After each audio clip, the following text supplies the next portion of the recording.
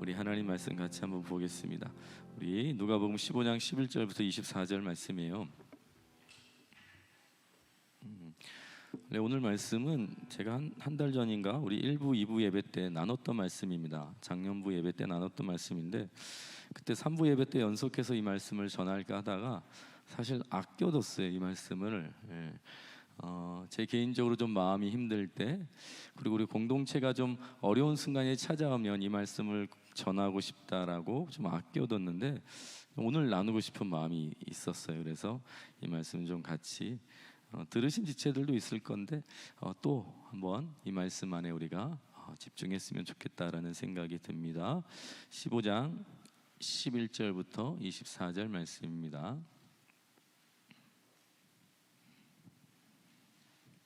여러분, 이게 스토리가 있으니까요, 이야기가 있으니까 우리 같이 한 번만 함께 11절부터 한번 읽어보도록 하겠습니다. 자, 시작. 또 이르시되 어떤 사람에게 두 아들이 있는데 그 둘째가 아버지에게 말하되 아버지여, 재산 중에서 내게 돌아올 분깃을 내게 주소서 하는지라. 아버지가 그 살림을 각각 나눠 주었더니 그 후 며칠이 안 되어 둘째 아들이 재물을 다 모아 가지고 먼 나라에 가 거기서 허랑방탕하여 그 재산을 낭비하더니 다 없앤 후 그 나라에 크게 흉년이 들어 그가 비로소 궁핍한지라. 가서 그 나라 백성 중 한 사람에게 붙여 사니 그가 그를 들로 보내어 돼지를 치게 하였는데 그가 돼지 먹는 쥐염 열매로 배를 채우고자 하되 주는 자가 없는지라. 이에 스스로 돌이켜 이르되 내 아버지에게는 양식이 풍족한 품꾼이 얼마나 많은가. 나는 여기서 주려 죽는구나. 내가 일어나 아버지께 가서 이르기를 아버지, 내가 하늘과 아버지께 죄를 지었사오니 지금부터는 아버지의 아들이라 일컬음을 당하지 못하겠나이다. 나를 품꾼의 하나로 보소서 하리라 하고 이에 일어나서 아버지께로 돌아가니라. 아직도 거리가 먼데 아버지가 그를 보고 측은히 여겨 달려가 목을 안고 입을 맞추니 아들이 되 아버지, 내가 하늘과 아버지께 죄를 지었사오니 지금부터는 아버지의 아들이라 일컬음을 감당하지 못하겠나이다 하나 아버지는 종들에게 이르되 제일 좋은 옷을 내어다가 입히고 손에 가락지를 끼우고 발에 신을 신기라. 그리고 살찐 송아지를 끌어다가 잡으라. 우리가 먹고 즐기자. 이 내 아들은 죽었다가 다시 살아났으며 내가 잃었다가 다시 얻었노라 하니 그들이 즐거워하더라. 아멘. 아멘. 여러분, 우리는 하나님께 참 소중한 존재라는 것을 잊지 마시기 바랍니다. 여러분, 가장 소중한 것을 위해서 가장 소중한 가치를 버리셨어요. 그러면 뭐가 더 소중할까? 독생자 아들 예수 그리스도를 우리를 때문에 버리셨다, 죽이셨다라고 하는 건 우리의 가치가 그만큼 존귀하다라는 거예요. 여러분의 가치가 그만큼 소중하다라고 하는 것을 잊지 마시기 바랍니다. 그러면 여러분, 하나님께 여러분들이 참 소중한데, 여러분 참 소중한 지체들인데, 여러분 소중한 사람에게 뭘 줄까요? 소중한 사람에게 그럼 여러분이 원하는 걸 주면 좋겠죠. 내가 원하는 걸, 내가 하나님께 내가 소중하니까 내가 원하는 거, 내가 필요한 걸 하나님께서 이렇게 딱 주시면 제일 좋겠어요. 뭐 남자친구, 여자친구, 결혼 뭐 이런 거 있잖아요. 좀 돈도 좀 주시고, 아니면 직장을 좀 주시고, 아니면 지금 이제 시험 기간이죠. A 뿔뿔뿔 좀 주시면 좋겠다, 이런 생각을 좀 하게 되잖아요. 소중하니까 하나님 주시면 좋겠지만, 여러분 진짜 소중하면요, 내가 필요한 걸 주시는 게 아니라 정말 좋은 걸 주시는 거예요. 진짜 좋은 걸 주신다고요. 여러분, 혹시 좀 더워요? 주한이 좀 더워? 더워요? 혹시 에어컨을 좀 켜줄 수 있을까? 아니면 재영이가 좀 썰렁한 농담이라도 한번 해주세요. 찬호인가? 찬호 형제인가? 누군지 잘 모르겠네요. 네, 감사합니다. 여러분, 정말 원하는 걸 우리에게 주시는 게 아니라 좋은 것을 주시는 거예요. 여러분, 부모가 자녀에게 아이가 원하는 거 다 지어줍니까? 좋은 거 주잖아요. 정말 필요한 거, 아버지가 봤을 때 정말 좋은 것을 자식에게 주는 거잖아요. 여러분 오늘 둘째 아들 우리가 만날 텐데 여러분 탕자라고 알아요? 탕자? 이 탕이 그 방탕할 때 그 탕이에요. 그러니까 방탕한 아들 이게 탕자거든요. 근데 방탕한 둘째 아들에 대한 이야기가 오늘 말씀인데요. 여러분 읽은 그대로예요. 아버지 재산 다 이제 훑어가지고 그러니까 아버지가 남겨줄 유산을 다 그냥 끌어 모아다가 그냥 자기 먼 나라로 떠났어요. 근데 거기에서 말 그대로 방탕했어요. 다 잃어버렸어요. 가장 비참한 상태에 빠져 있다가 결국 그 자리에 머물지 않고 아버지께 돌아왔다. 이게 둘째 아들 탕자 이야기예요. 돌아온 탕자, 돌탕이라고 우리가 말하기도 하는 이야기인데, 여러분 이 둘째 아들이 지금 아버지께 돌아왔으면 이 아들에게 아버지가 뭘 해주면 좋을 것 같아요? 다 잃어버리고 이제 돌아왔어. 그러면 아들에게 뭐 해주면 좋을 것 같아요? 잃어버린 사업 자금을 다시 보전해주면 왜 이렇게 좋아해 지연이? 돈을 다시 이렇게 돌려주면 유산을 주면 되게 좋을까요? 아니면 그동안 많이 외로웠지 내가 중매시켜줄게 하고 이제 여자친구를 이렇게 쫙 소개시켜주면 좋을까요? 뭘 주면 좋을까요? 여러분 그것 때문에 둘째 아들이 방탕한 거잖아요. 돈 때문에, 그리고 정욕 때문에 그 방탕한 거잖아요. 근데 그것도 다시 주면 아이를 이제 완전히 배려버리는 거예요. 그러니까 아이에게 정말 필요하고 좋은 건 뭘까? 오늘 말씀은 뭐라고 말하냐면 아버지가 아들에 대해서 어떻게 생각하고 있는지 아버지의 마음을 아들에게 보여주는 거예요. 내가 너를 어떻게 사랑하는지, 얼만큼 사랑하는지, 내가 얼만큼 너를 용서하기를 원하는지, 내가 얼만큼 너를 기다리는지, 내가 얼만큼 너를 기대하는지 그 아버지의 마음을 아들에게, 돌아온 아들에게, 다 잃어버리고 이 탕자 같은 아들에게 그걸 아버지가 아이에게 보여주는 거예요. 그러니까 지금 가장 그 마음이 가난할 때잖아요. 완전히 다 밑바닥이잖아요. 그렇게 처절한 그 바닥을 기고 있는 그 아이에게 아버지가 지금 해주는 게 뭐냐면 아버지의 마음을 아이에게 보여주는 거예요. 그게 가장 좋은 거라고 지금 말씀하고 있는 것이죠.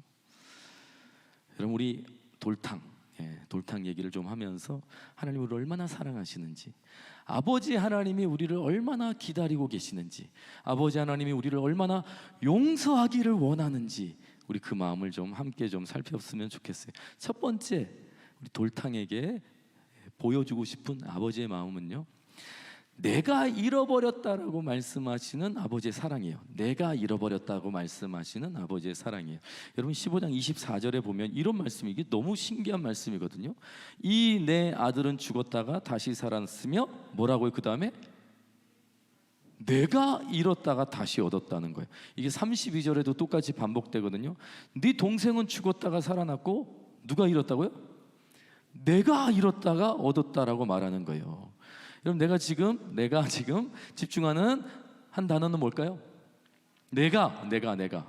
여러분 내가 아버지가 지금 돌아온 탕자에게 내가 잃어버렸다고 말씀하시고 있다라고 하는 것이죠. 그럼 질문이 생기죠. 진짜로 아버지가 잃어버렸어요? 아버지가 버렸어요? 아버지가 쫓아냈어요? 아니잖아요. 근데 돌아온 탕자에게 지금 아버지가 내가 잃어버렸다라고 외치고 있는 거예요. 왜 이렇게 말씀하실까요? 지금 돌아온 탕자와 함께 많은 사람들이 주변에 있어요. 종들이 있고 아마 동네 사람들도 막 있을 거예요. 돌아온 탕자가 돌아왔다. 둘째 아들 집 나간 둘째가 돌아왔다. 여러분 그러면 많은 사람들이 궁금해서 찾아왔을 거 아니에요. 많은 사람들이 지켜보고 있는 가운데 아버지가 이렇게 선포하는 거예요. 이 내 아들은 내가 잃어버린 내 아들이야 라고 선포한다고요. 왜 그렇게 말할까요? 이 아들의 잘못을 아버지가 다 책임지겠다는 의미예요. 이건 내 책임이야. 내가 책임질 거야. 누구도 내 아들 건들지 마. 누구도 내 아들 욕하지 마. 누구도 내 아들 저주하지 마, 아무도 건들지 마, 다 내 책임이야, 내가 책임질 거야. 이게 지금 아버지의 마음이라는 거예요. 아들을 향한.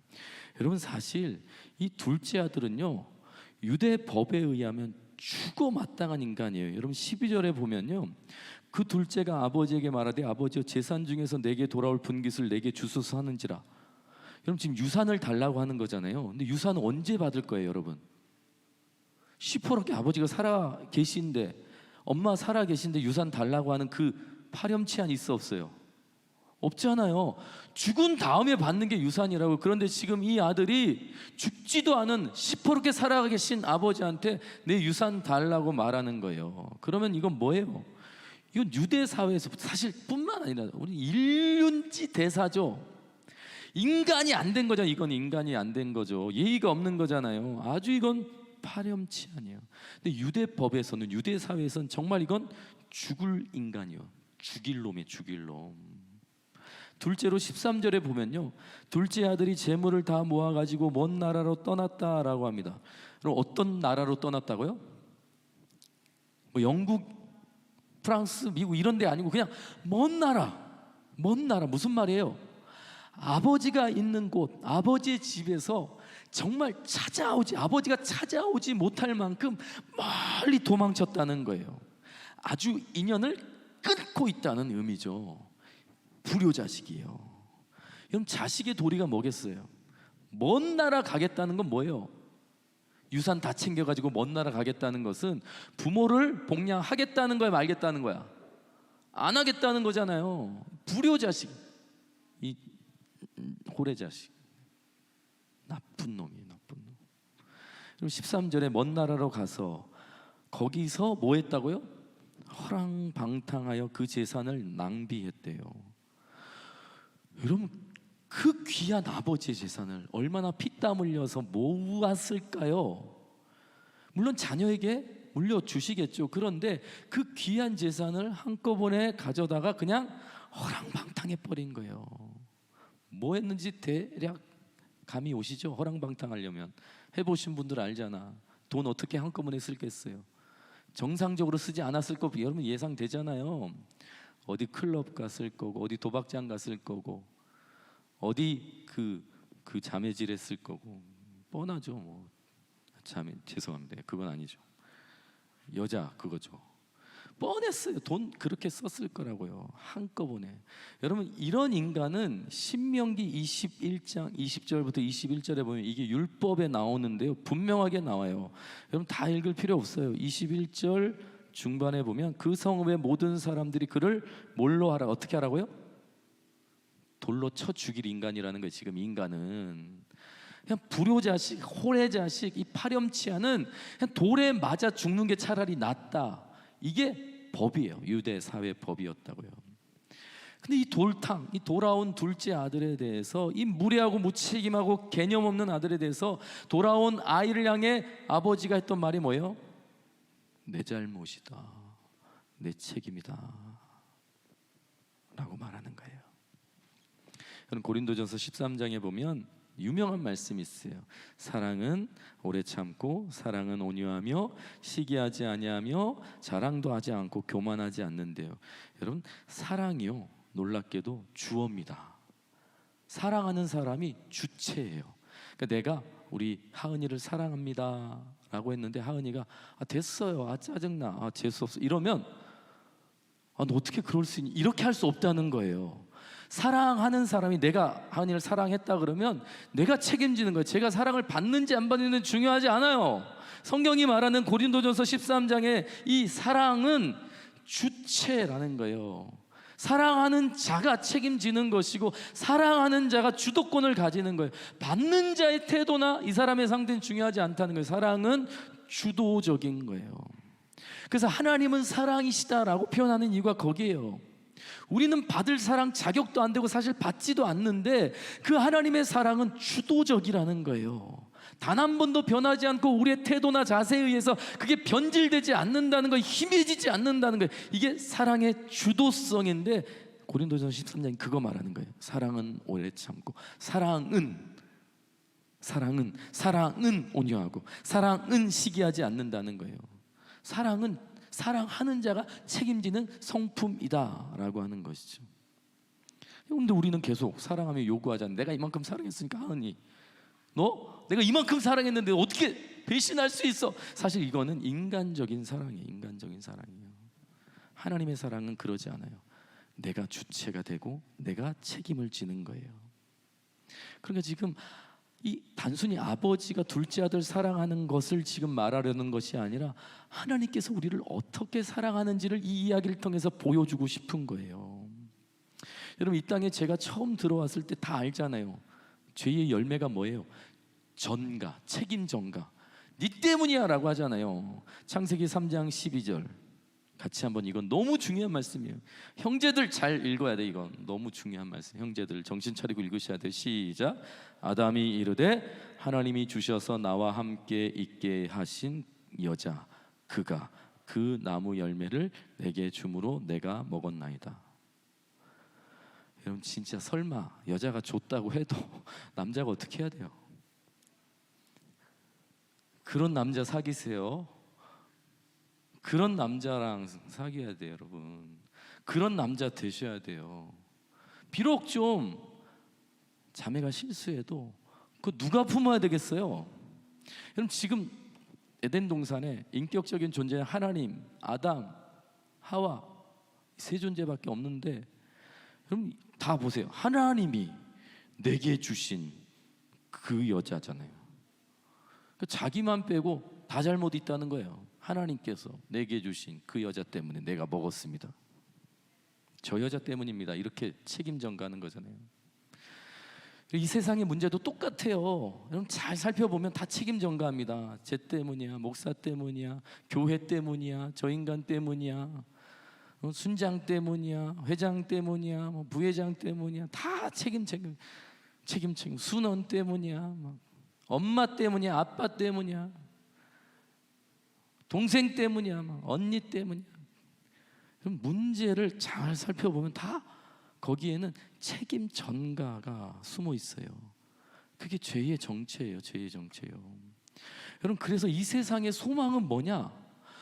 우리들의 인간에게 없다는 거예요. 우리는 다 그렇게 도망가요. 그런데 하나님의 사랑은 책임지신다. 아멘.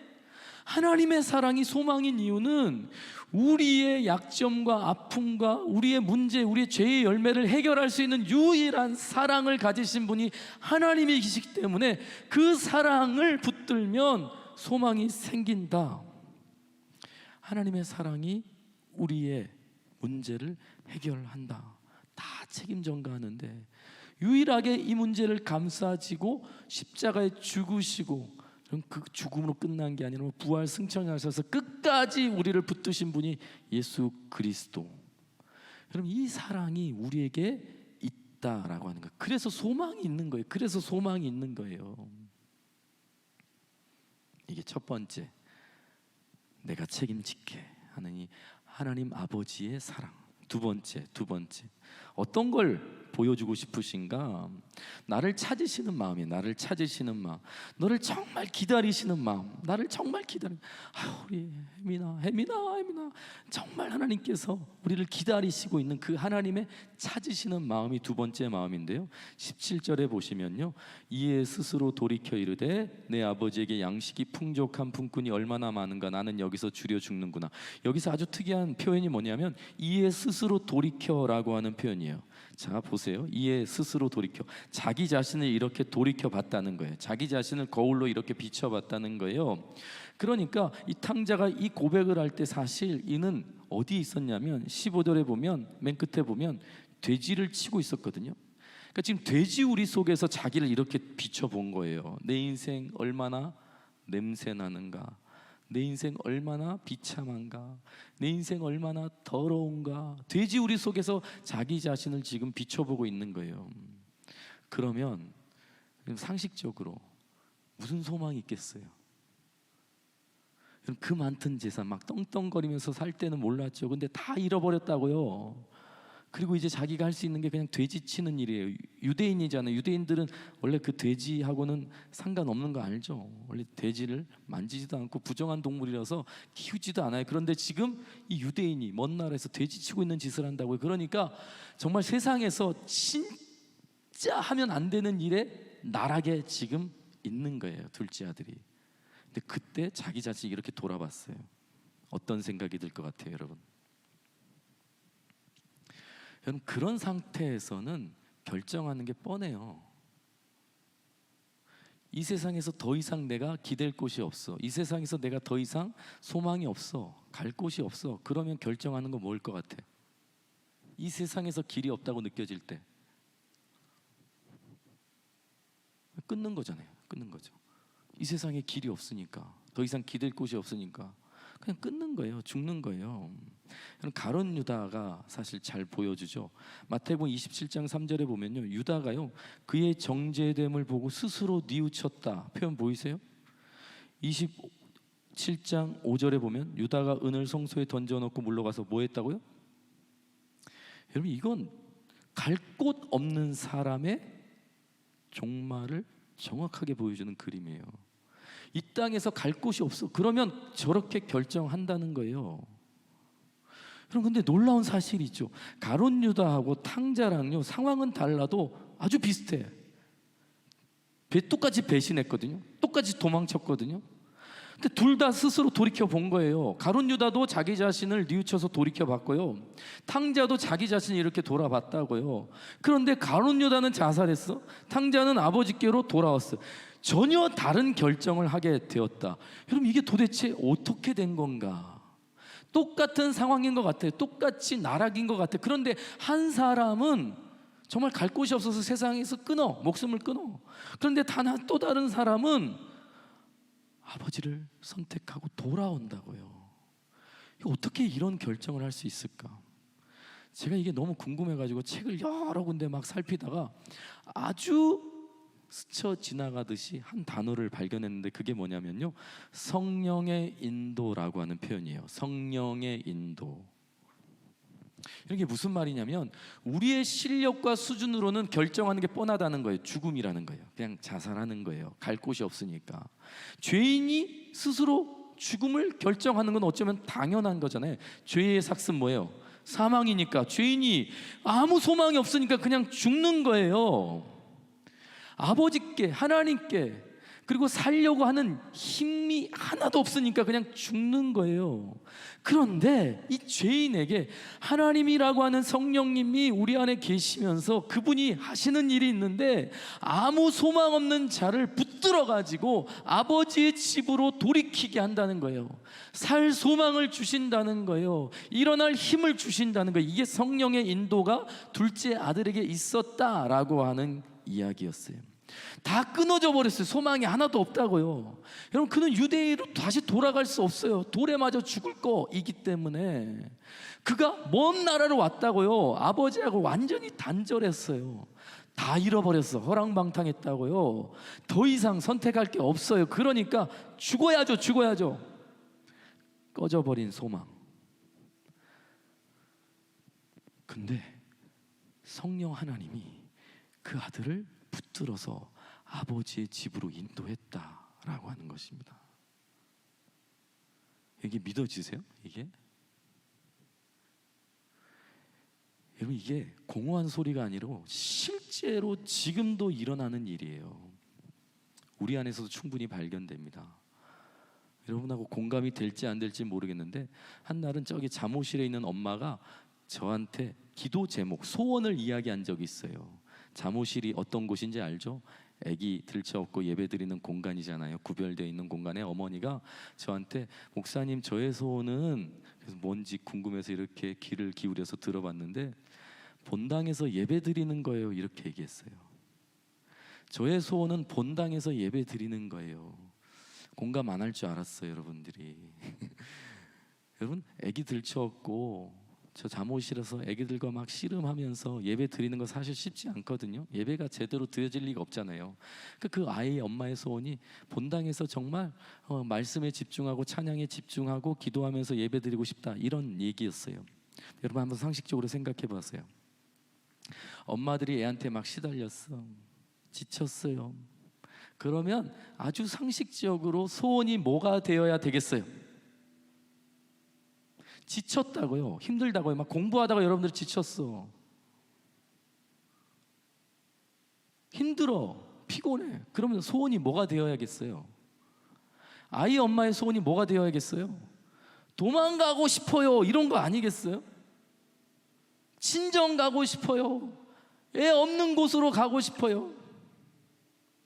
혼자 좀 있고 싶어요. 이게 당연하지 않겠어요, 소원이? 근데 그 애 엄마가 소원이 본당에서 예배드리고 싶다는 거예요. 이걸 어떻게 설명할 거예요? 성령의 인도가 있다니까요. 하나님께서 그 마음속에 있기 때문에 그런 소원이 나오는 거예요. 그럼 제가 누누이 얘기했지만 전 3살 때 어머니가 돌아가셨다고요. 그냥 어머니 안 계셔요. 근데 제가 어머니 돌아가셨을 때 저희 아버지가 지금 제 나이보다 조금 어렸을 것 같아요. 근데 5남매가 있어. 40대 초반에. 은성아, 5남매가 있어. 네가 40대 초반인데 5남매가 있어.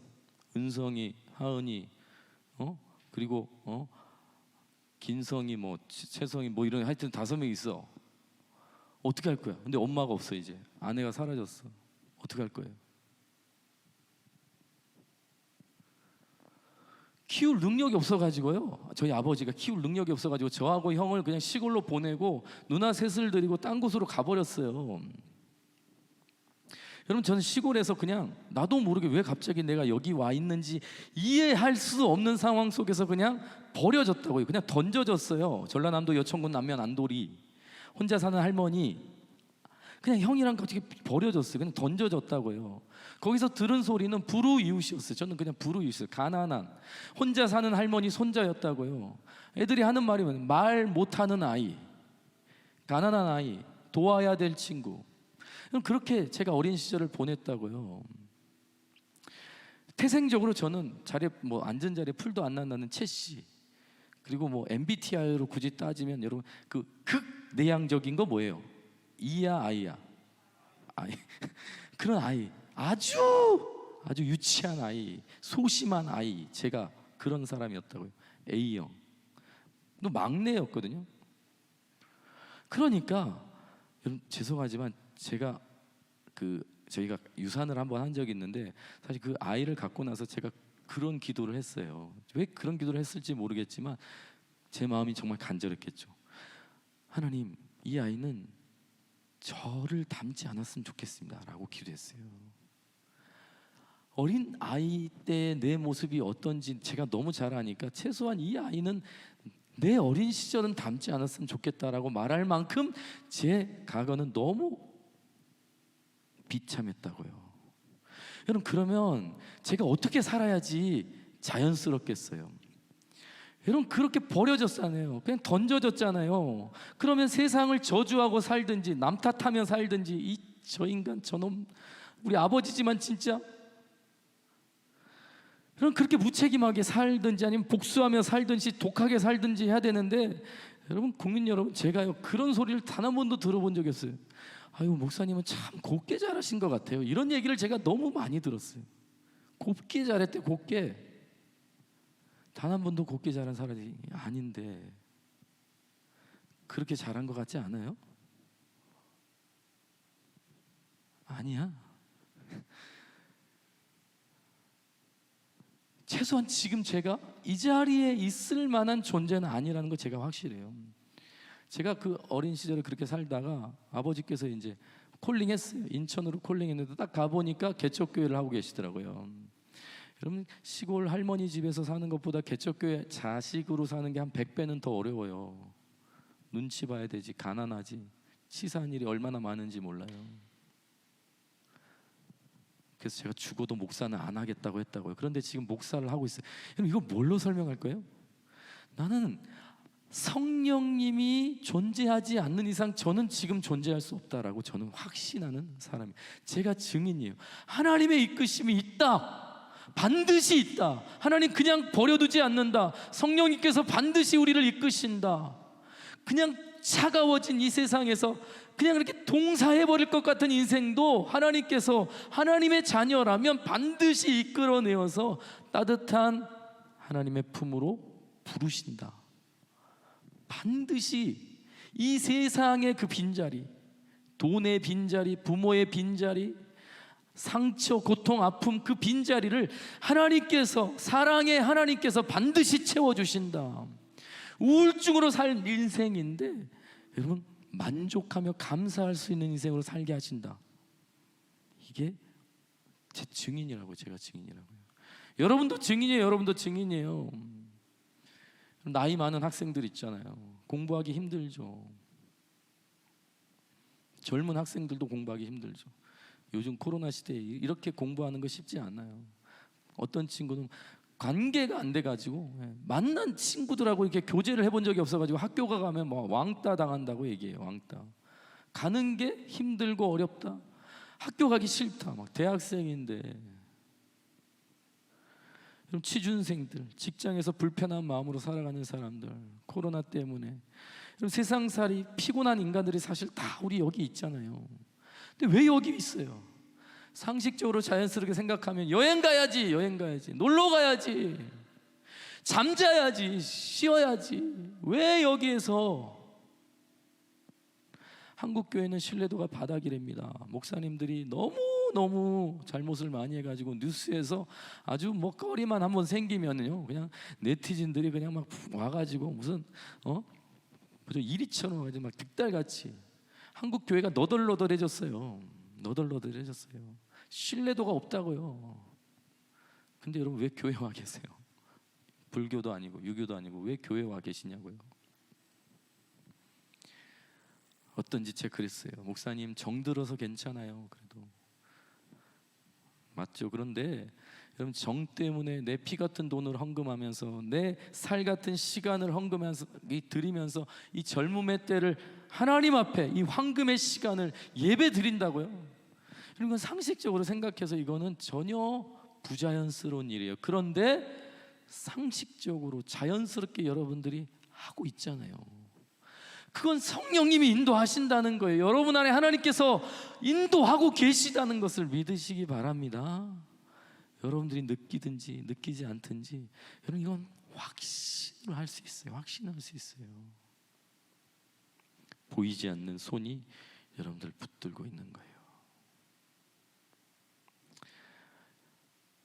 마지막 세 번째, 나를 용서하시고픈 아버지 하나님의 마음. 여러분 이게 오늘 말씀에 아주 흥미로운 이야기들이 많이 있는데 15장 20절, 21절, 22절에 보면요 아버지가 아들을 이렇게 영접하는 장면이 와요. 그런데 여러분 잘 읽어보시면 이게 일방적이에요. 일방적. 아들의 의지나 아들의 생각 이런 거 전혀 고려하지 않으시는, 그냥 아버지가 독단적으로 아이를 그냥 품어버리고 아이의 모든 신분을 다 회복시켜버려요. 한순간에. 재미있는 게 뭐냐, 저만 재미있을 것 같지만 한번 얘기해 볼게요. 재미있는 게 뭐냐면요 아들이 이제 허랑방탕하고 다 잃어버린 아들이 이제 아버지께로 돌아오는 길이 먼 곳으로 떠났으니까 아주 멀리 왔을 거 아니에요. 그러니까 꽤 오랜 시간 동안 걸어왔을 거 아닙니까? 근데 걸어오면서 18절과 19절을 계속 되뇌었어요. 그러니까 아버지 만나면 뭐라고 얘기하지? 아버지를 정말 오랜만에 만나잖아요. 그리고 아주 비참한 상황에서 만나잖아요. 그러니까 아들로서 아버지를 만났을 때 하고 싶은 이야기가 있었던 것 같아요. 그걸 되뇌이면서 계속 왔다는 게 18절 19절이에요. 이렇게 얘기하기로 하고 온 거예요. 내가 일어나 아버지께 가서 이르기를 아버지 내가 하늘과 아버지께 죄를 지었사오니 지금부터는 아버지의 아들이라 일컬음을 감당하지 못하겠나이다. 나를 품꾼의 하나로 보소서 하리라. 이 얘기를 그곳에서 먼 길을 오면서 계속 되뇌면서 아버지 만나면 이 얘기해야지. 내가 아버지께 가서 이르기를 아버지 내가 하늘과 아버지께 죄를 지었는데요 지금부터는 나 아버지의 아들이라고 일컬음을 감당하지 못하겠어요. 나를 품꾼의 하나로 써주세요. 이걸 계속 반복하는 거예요. 아버지께 가서 이르기를 아버지 내가 하늘과 아버지께 가서 죄를 지었는데요 지금부터 아버지의 아들이라 내 일컬음을 감당하지 못하겠으니까 나를 품꾼의 하나로 써주세요. 이걸 계속 생각하면서 계속하면서 아버지 만나면 이 얘기해야지 이 얘기해야지 이 얘기해야지. 얼마나 많이 연습했을까. 그리고 아버지를 딱 만나서 21절에 아들이 이 얘기를 시작하는 거예요. 자, 보세요. 21절 같이 한번 볼까요? 아들의 고백인데 시작. 아들이 이르되 아버지, 내가 하늘과 아버지께 죄를 지었사오니 지금부터는 아버지의 아들이라 일컬음을 감당하지 못하겠나이다 하나. 22절 시작. 아버지는 종들에게 이르되 제일 좋은 옷을 내어다가 입히고 손에 가락지를 끼우고 발에 신을 신기라. 여러분 느껴지세요? 아들이 준비한 말을 다 했어요, 못했어요? 하다 말았죠. 왜? 아버지가 갑자기 아들의 말에 관심이 없어요. 아들의 말을 듣지 않아요. 아버지가 할 일을 하는 거예요.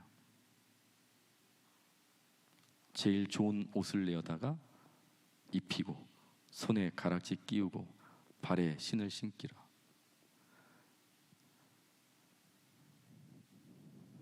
다 말하기도 전에 아직 할 말이 남았는데 아버지가 아들의 신분을 그냥 다 회복시켜 버리는 거예요. 한순간에 회복이 다 일어나 버렸어요. 이게 아버지의 마음이라고요.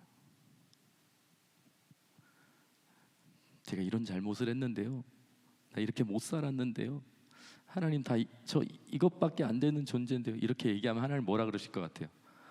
아 그렇지, 너 그거밖에 안 되지. 아 그래, 너 그것도 잘못했어. 내가 그럴 줄 이렇게 하시는 게 아니고요. 여러분들의 그런 마음이 중요하지 않아요. 그냥 너는 내 아들이야, 너는 내 딸이야, 그냥 안아버리는 거예요. 여러분 20절에 보면 아버지가 아들을 향해서 이렇게 막 뛰어가거든요. 막 뛰어가서 아들을 이렇게 팍 안는 장면, 그런 약간 그 뭐라 그럴까요? 극적인 장면이 나오는데요. 여러분 성경에서 하나님이 아버지로 묘사된 분이 뛰는 장면이 유일해요. 하나님으로 묘사된 존재가 뛰는 거는 이 장면이 유일해요. 왜 그러냐면 유대 사회는 우리나라 조선 문화하고 아주 비슷하기 때문에 뛰지 않아요. 비가 와도 걷는 거예요. 그냥 근엄하게. 그게 아버지의 모습인데요, 지금 아버지가 뛰어가는 거예요. 이거 아주 특별한 모습이에요. 여러분 왜 아들을 향해서 뛰어갈까요? 제가 누군가를 멀리서 딱 봤어요. 중공 간사님을 딱 봤어. 그럼 제가 뛰어가는 이유가 뭘까요? 왜 달릴까요? 이럴 수 있어요. 유대 율법에 의해서 지금 이 아들은 어떤 존재예요? 돌에 맞아 죽어야 되니까. 사람들이 혹시 알아보고 돌에 맞아 죽을지도 모르니까 아버지가 급히 뛰어가서 아들을 보호하기 위해서 그렇게 뛰어가는 거일 수 있어요. 또 이럴 수도 있어요. 내 아들이니까, 내가 그렇게 기다렸던 내 아들이니까 저 멀리서 아주 누추한 모습일지라도 내가 알아보았어요. 그렇게 기다린 아들을 내가 보니까 조금이라도 빨리 만나고 싶어서 뛸 수도 있어요. 근데 저는 더 빨리 용서해 주고 싶어서 라고 묵상을 했어요. 더 빨리 회복시켜 주시기 위해서.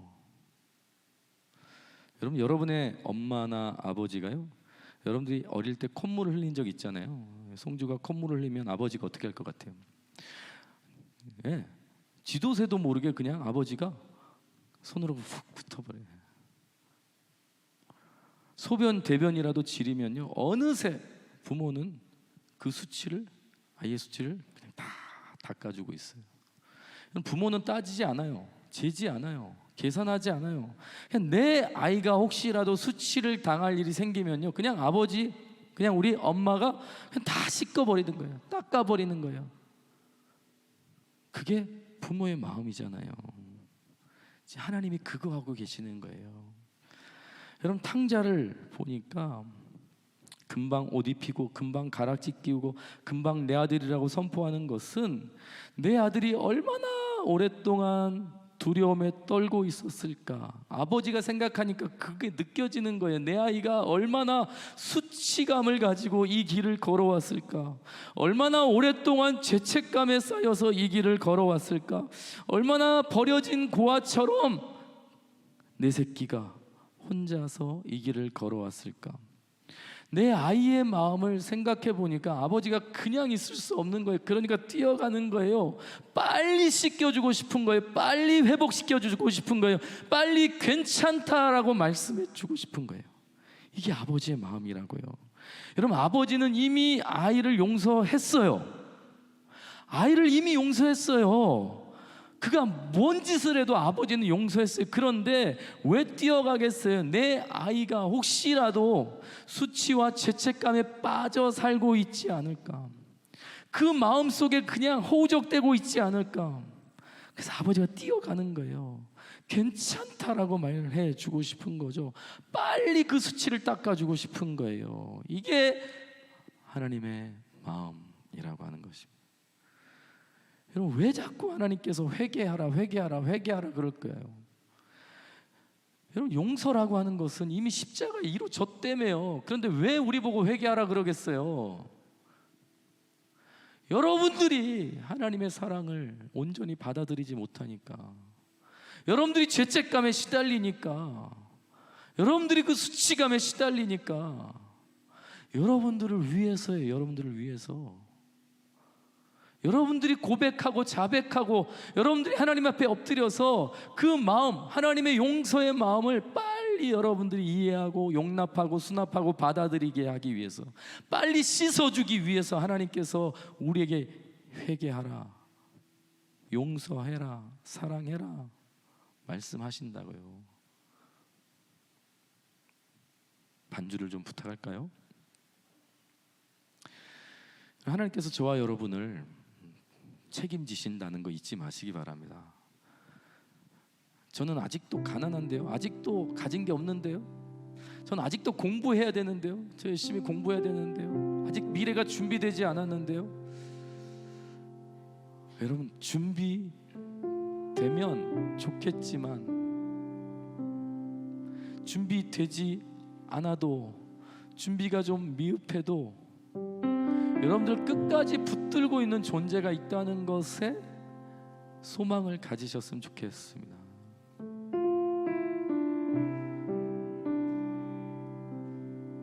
저도 여러분들처럼 막 밤새 공부하고 그랬거든요.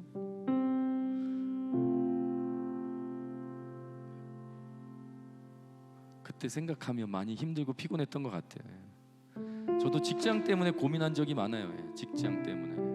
저도 사역지를 어떻게든 이제 원서를 내고 들어가야 되는 사람이었기 때문에 저도 직장 때문에 고민하고 갈등한 적도 많이 있어요. 근데 신기한 건요, 다 지나면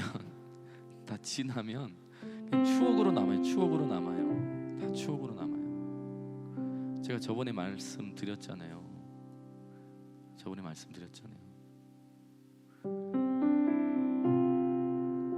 준비가 되어 있지 않으면 불안하지만, 준비가 되어 있으면 안정감이 있는 거예요.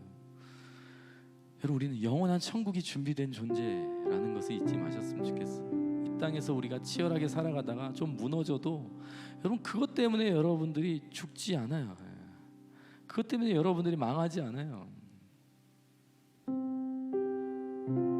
그것 때문에 여러분들이 그렇게 쉽게 무너지는 존재가 아니라는 것을 믿으시기 바랍니다. 조동천 목사님이라고 하는 분의 간증을 들은 적이 있어요. 여러분, 조동천 목사님이 자기가 힘들 때 하나님께서 항상 떠올리게 하는 옛날 이야기가 있대요. 어릴 때 조동천이는 그냥 개구장이었어요. 개구장이. 아이들하고 팽이치기 하고 술래잡기 하고 그다음에 딱지치기 하고. 근데 노는 게 너무 좋았기 때문에 아이들하고 놀고 있었는데, 열심히 놀고 있었는데 갑자기 이제 똥이 마려웠던 거예요. 그럼 화장실을 가야 되는데 개구장이니까 더 놀고 싶었던 거예요. 계속 꾸역꾸역 놀다가 진짜 급똥이죠. 참을 수 없는 한계까지 이제 온 거예요. 근데 옛날 얘기거든요. 옛날에는 요즘처럼 그런 화장실이 거의 없었어요. 푸세식이었어요. 그리고 동네에 있는 한두 개 화장실이 돈 내고 들어가는 푸세식 화장실인 거예요.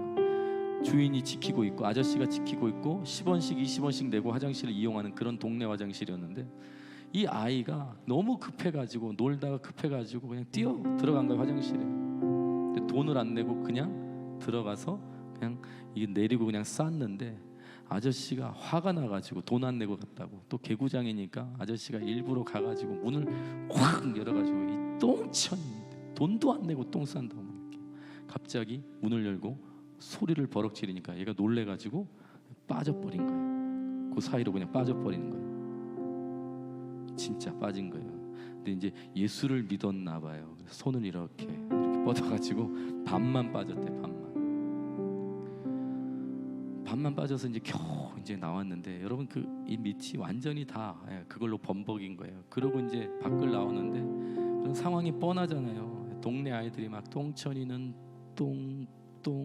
똥천이는 똥 쌌대요 막 하면서, 냄새 난대요 막 해서 손가락질하면서 놀리고, 막 동네 아줌마들이 뭐 동네 똥은 다 묻히고 다닌다 그러고 막.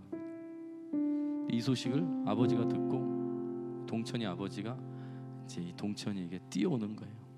저 멀리 똥이 그냥 가득 묻어있는 아이를 향해서 아버지가 뛰어가는 거예요. 동천이가 개구장이었으니까 얼마나 많이 맞았겠어요. 아버지가 이렇게 뛰어오는 걸 보고 이제 나는 죽었구나, 아버지한테 이제 또 후들게 죽도록 맞는구나 이렇게 생각하고 있는데, 아버지가 달려오자마자 동천이 그냥 와락 껴안더래요. 와락 껴안대요. 동천이가 생각했대요. 이제 아버지가 나를 목줄라서 죽이려고 그러죠. 목줄라서 죽이려고. 이제 난 죽었구나 하고 있는데 콱 껴안은 아버지가 동천이 귀 속에다 대고, 동천아 살아있어서 다행이다 이렇게 얘기하더래요. 살아있어서 다행이다. 조동천 목사님이 힘들 때마다 하나님께서 생각나게 하는 장면이 이거래요. 아버지가 그 추하고 더럽고 냄새나는 나를 향해서 달려와서 껴안는 다음에 살아있어서 다행이다라고 말씀하시는 그 음성, 그 모습을 떠올리게 하면서 하나님께서 마치 나를 향해서 그렇게 말씀하신다고 느껴지는 거예요. 힘들 때, 어려울 때, 지칠 때, 포기하고 싶을 때, 그냥 다 놓고 싶을 때 하나님께서 이렇게 다 안으시면서, 동천아 힘들었지, 살아있어서 괜찮아, 살아있어 다행이다. 하나님께서 항상 어려울 순간마다 그 장면을 떠올리게 하신다는 거예요. 여러분 어려운 순간 우리에게도 다 찾아오죠. 오늘일 수도 있어요. 여러분 이런 장면을 기억하셨으면 좋겠습니다. 오늘 이 둘째 아들을 향해서 뛰어오시는 아버지의 모습, 이 하나님의 모습으로 여러분들의 머릿속에 남았으면 좋겠어요. 허랑방탕한 인생, 누구도 알아주지 않는 이 남루한 인생, 냄새나고 버려진 아들을 향해서 뛰어오시는 이 아버지의 마음, 아버지의 사랑, 저와 여러분을 향한 하나님 아버지의 마음이라고 하는 것을 기억하세요. 어려운 순간마다, 포기하고 싶을 때마다, 다 놓고 싶을 때, 도망치고 싶을 때, 포기하고 싶을 때, 두려울 때, 걱정될 때, 근심에 쌓일 때, 바닥이라고 느껴지는 그 순간에 하나님의 마음을 떠올리실 수 있게